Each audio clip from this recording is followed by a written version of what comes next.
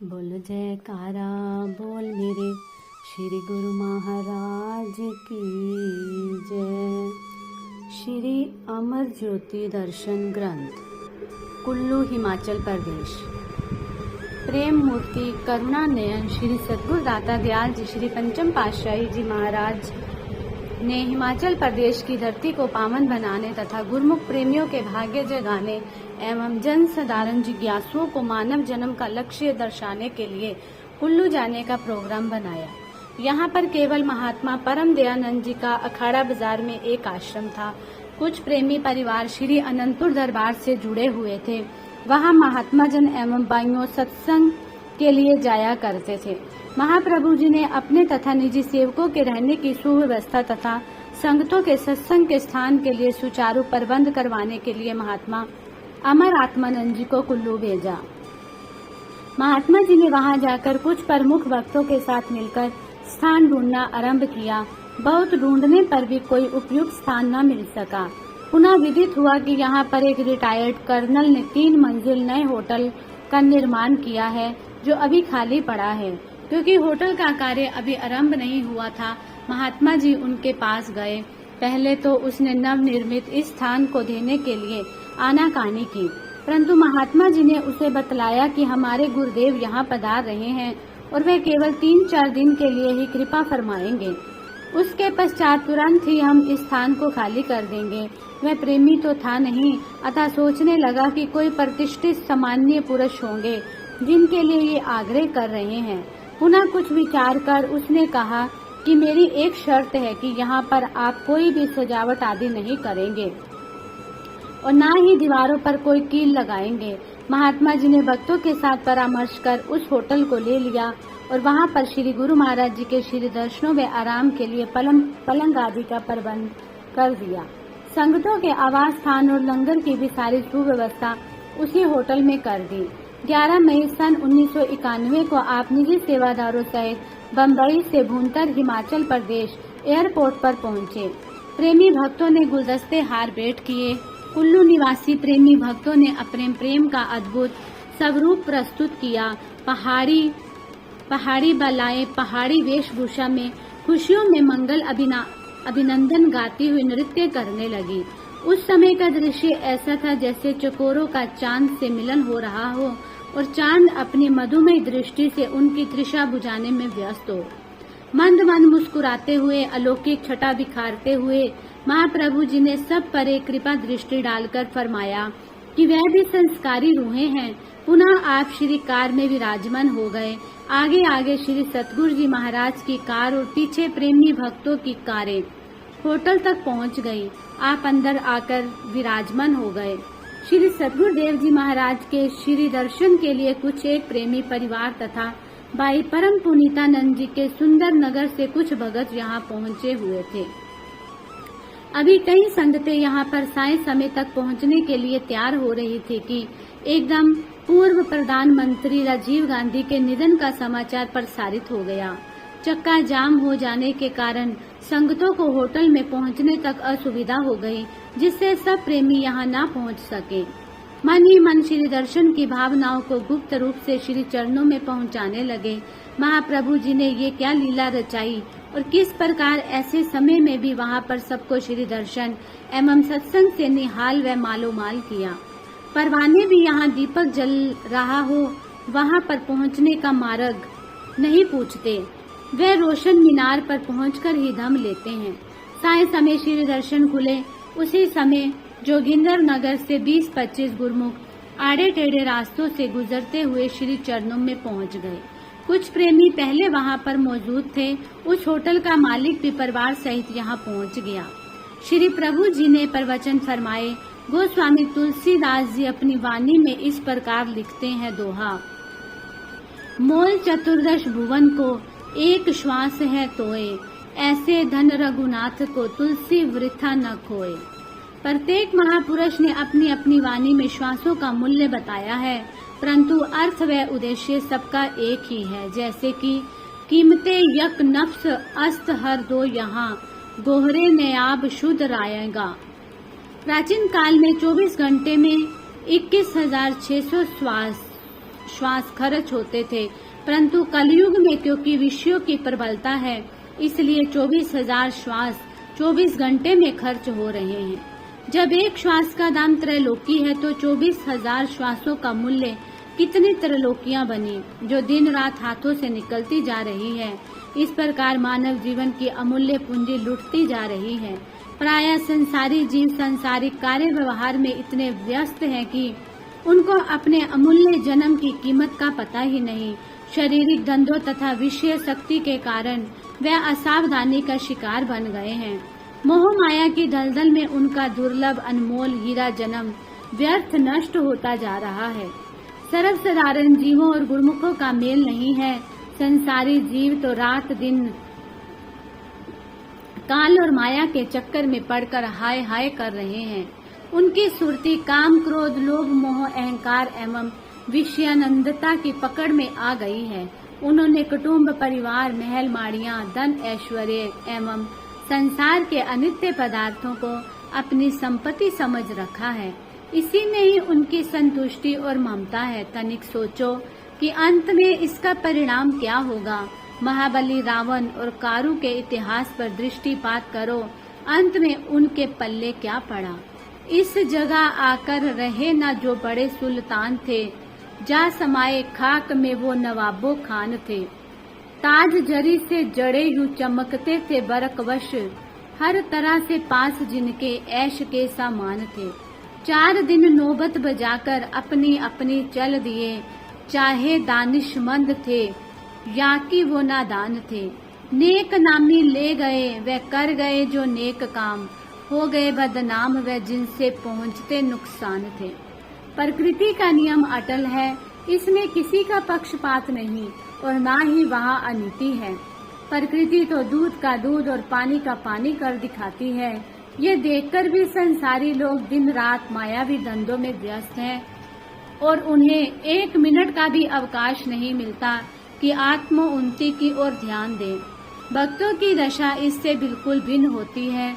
उनके लिए तो न दिन और रात दोनों ही कमाई करने के एक दूसरे से बढ़कर उपकरण है, क्योंकि केवल शरीर को गौण रखकर वे इसके निमित्त आसक्त ना होकर मात्र निर्वाह हेतु ही इसे समय देते हैं।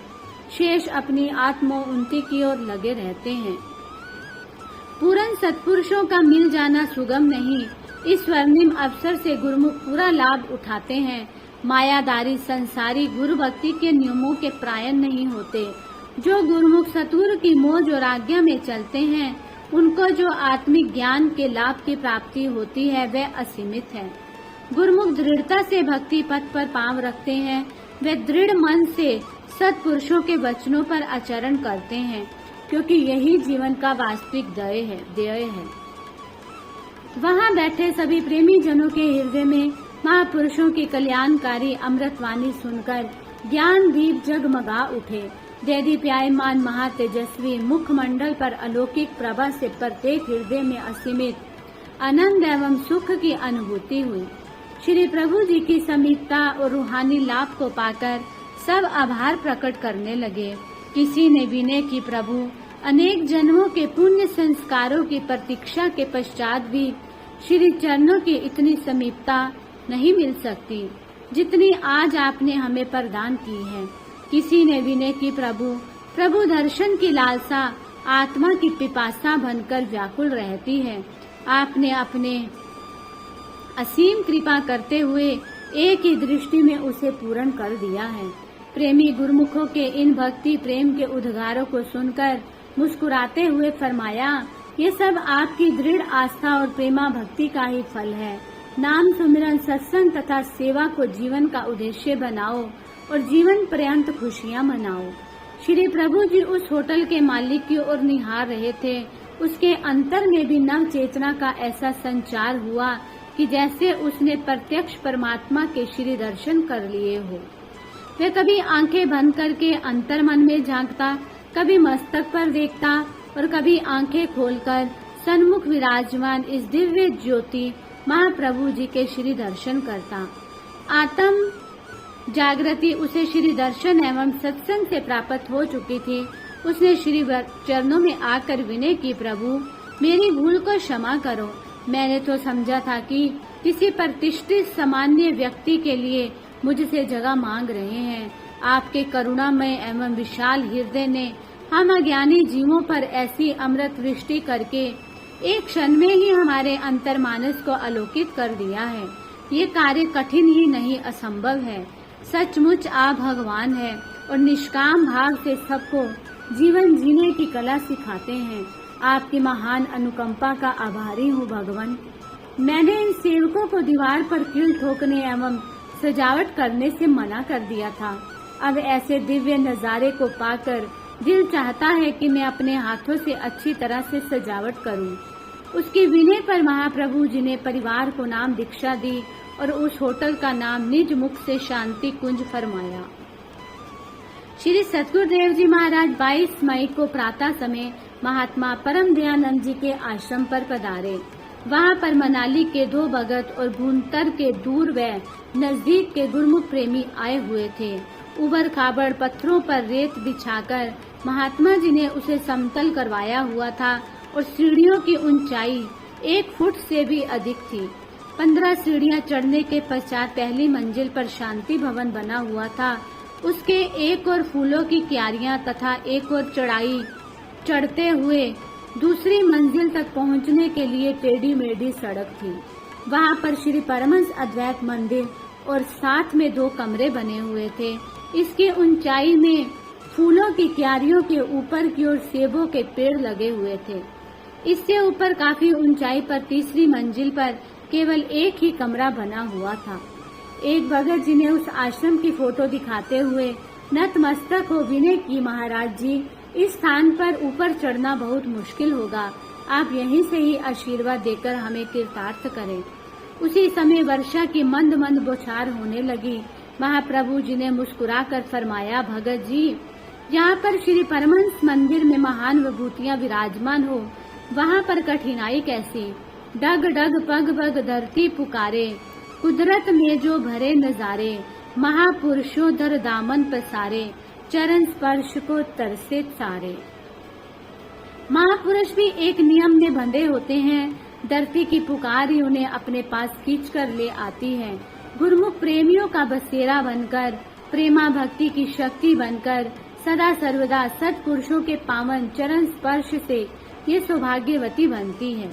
श्री सद्गुरुदेव जी महाराज ने प्रथम सीढ़ी को श्री चरणों से पवित्र किया।